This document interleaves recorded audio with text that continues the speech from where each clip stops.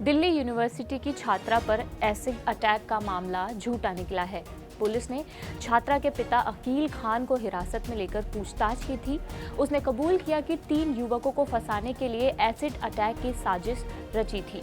ये acid attack नहीं बल्कि टॉयलेट क्लीनर था। दरअसल डीयू के लक्ष्मीबाई कॉलेज की छात्रा ने दावा किया था कि 26 अक्टूबर की सुबह अशोक विहार इलाके में कॉलेज जाते वक्त 3 युवकों जितेंद्र, ईशान और अरमान ने उस पर एसिड फेंका था। बाद में मौके से वो फरार हो गए थे।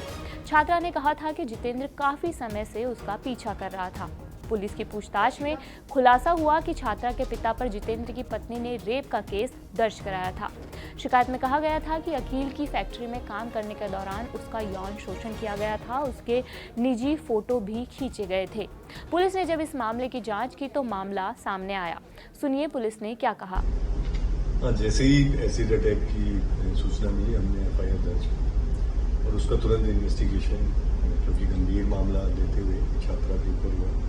महिला सुरक्षा के प्रति दिल्ली पुलिस हमेशा सजग रहती है। उसकी इन्वेस्टिगेशन करने में जैसे ही हम आगे बढ़े तो कुछ विरोधाभास नजर आने लगे, तो हमने और गहनता से उसकी अन्वेषण किया और पता चला कि काफ़ी हद तक वो कहानी झूठी है और जिन व्यक्तियों के ऊपर आरोप है वो मौके पे थे ही नहीं। हमने उनको अच्छे से खंगाला, उनका टेक्निकल एनालिसिस किया, सीसीटीवी फुटेज देखा। जो वो कह रहे थे कि हम यहाँ पे थे, उन लोगों के बयान लिए और जब हम पूरी तरह से संतुष्ट हो गए कि वाकई जिस व्यक्ति पे आरोप लगाया जा रहा है वो वहाँ पे था ही नहीं, तो हमने इसको पुराना रिकॉर्ड वगैरह चेक किया। फिर समझ में आया कि जो छात्रा है, पीड़िता थी, उसके पिता के ऊपर 2 दिन पहले ही वारदात, जो एलिज्ड वारदात है उससे 2 दिन पहले ही उसके पिता के ऊपर आरोप लगे थे और वो एक महिला ने लगाए थे। उस महिला के पति को ही फंसाने के लिए ये सारा किया गया, बल्कि जो वो कह रहे थे कि हम यहाँ पे थे, उन लोगों के बयान लिए और जब हम पूरी तरह से संतुष्ट हो गए कि वाकई जिस व्यक्ति पे आरोप लगाया जा रहा है वो वहाँ पे था ही नहीं, तो हमने इसको पुराना रिकॉर्ड वगैरह चेक किया।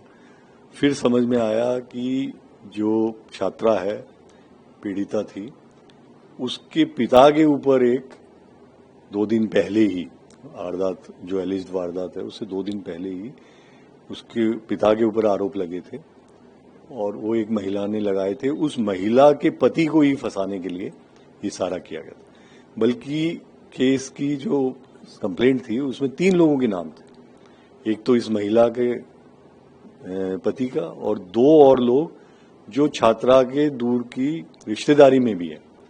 उन रिश्तेदारों के साथ इनका केस चल रहा है मंगोलपुरी में, एक प्लॉट का झगड़ा, और उस प्लॉट के झगड़े में एक औरत जो कि एक मालिकाना हक था उसका, उसके हस्बैंड की डेथ हो गई थी और ये लोग उसके प्लॉट पे कब्जा करना चाह रहे थे।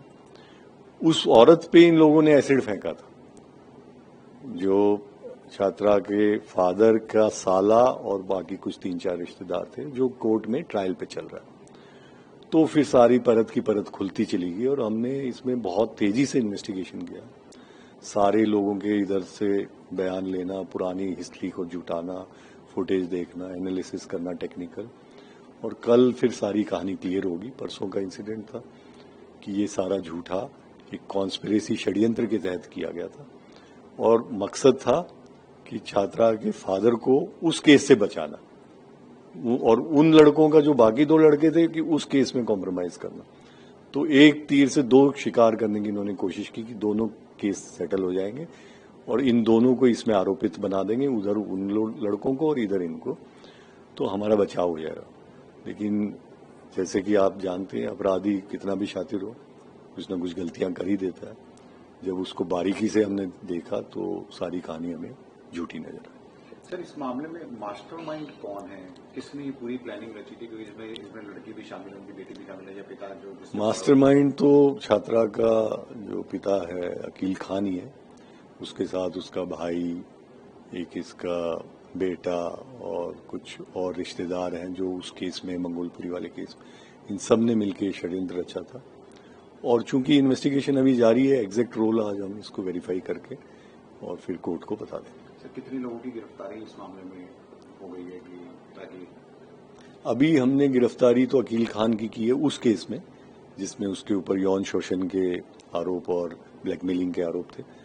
उसके बाद अब जितनी कहानी परत निकलेगी, क्योंकि इसमें एक प्रोसीजर होता है, जब हम ऑलरेडी एक केस दर्ज है तो उसको हम पहले क्लोजर करते हैं, फिर उसकी झूठी FIR कराने के आरोप में और इस कॉन्स्पिरेसी के आरोप में फिर एक अलग मामला दर्ज होके बाकी सबके खिलाफ एक्शन हो। तो बेटी के खिलाफ इसमें जो एसिड वाली जो कहानी थी उस वो क्या किया था उसने अपने हाथों में जो चोट लगी थी वो सर उसके बारे में? हाँ, वो खुद ही ये लोग अपने घर से टॉयलेट क्लीनर या इस तरह का कुछ लेके आए थे जिसकी अभी जांच चल रही है, और ये भाई के स्कूटी पे आई थी और भाई ने कॉलेज से कुछ दूर इसको उतार दिया और फिर वहां पे इसका पिता पहले से आया हुआ था और इन लोगों ने खुद ही उसको हाथों पे लगा के इस तरह की साजिश लगी जैसे, और नाम लिया कि एक बाइक पे 3 लोग आए जिनका पहले मैंने जिक्र किया था और उन पे आरोप लगाए जबकि वो 3 लोग वहां पे थे ही नहीं मौजूद। तो ये सारा षड्यंत्र इनके परिवार का ही रचा हुआ था। तब इन तीनों को क्लीन चिट दी गई जो जिसके ऊपर इन्होंने आरोप? हाँ, देखिए, इनका वहाँ पे ना तो इनकी मौजूदगी है, ना इनका कोई जो ये बातें थी कि स्टॉकिंग करता था, कहीं कुछ नहीं है। ये जो आदमी है जिसका नाम लिया गया था, बल्कि इसकी जो पत्नी थी उसका भी शोषण कर रहे थे ये लोग। तो ये तो डबल जेपार्डी थी इनके साथ कि एक तो इनकी पत्नी का शोषण किया और ऊपर से फिर इनको इसमें आरोपित बना दिया। तो एक निर्दोष आदमी को, अच्छा हुआ हमने बहुत जल्दी जांच करके, नहीं कई बार क्या होता है हड़बड़ी में पुलिस उसको, हाँ, कि पुलिस उसको अरेस्ट करो, लेकिन वो बेचारा बार बार बोल रहा था कि मैं तो था ही नहीं, मेरे को क्यों अरेस्ट कर रहे। तो हमने कहा भाई रुको, इसको अरेस्ट मत करो, आप पहले इसका जो वर्जन है इसकी पूरी जांच हो, और जांच की तो फिर सारी परतें खुल के आ गई। तो अब इस लड़की के खिलाफ भी का एक्शन होगा क्योंकि अभी तो हॉस्पिटल में एडमिट है? हाँ, अभी उसका इलाज हो जाने दो, उसके बाद देखते हैं। जब छात्रा ने अटैक का आरोप लगाया था उस वक्त छात्रा ने कहा था, मैं मुकंदपुर की रहने वाली हूं। जब कॉलेज जा रही थी तब जितेंद्र अपने 2 साथी ईशान और अरमान के साथ बाइक से आया था। ईशान ने अरमान को एक बोतल दी और उसने तेजाब फेंका। मैंने उससे अपना चेहरा बचाने की कोशिश की लेकिन मेरे दोनों हाथ झुलस गए। हमले के बाद आरोपी मौके से फरार हो गए। मामला सामने आने के बाद पुलिस ने इस घटना की जांच शुरू की, जहां पता चला कि जो सीसीटीवी फुटेज है उनकी जांच की गई, लेकिन बाइक सवार तीनों युवक वहां पर नजर नहीं आए। जांच में ये भी पता चला कि जिस वक्त की घटना बताई गई थी उस दौरान जितेंद्र अपनी पत्नी के साथ करोल बाग इलाके में मौजूद था। उसकी लोकेशन और कॉल डिटेल सीसीटीवी फुटेज भी निकाली गई जिसमें इसकी पुष्टि की गई। जिस बाइक से तीनों के भागने की बात कही गई थी वह भी करोल बाग में ही मिली। तीनों युवक साथ में कहीं भी नजर नहीं आए थे। साथ ही घटनास्थल पर तेजाब का कोई भी निशान, बोतल या कांच नहीं मिला। इसके बाद पुलिस ने और अच्छे से जांच की और छात्रा से पूछताछ की। बाद में उसके पिता को गिरफ्तार कर लिया गया।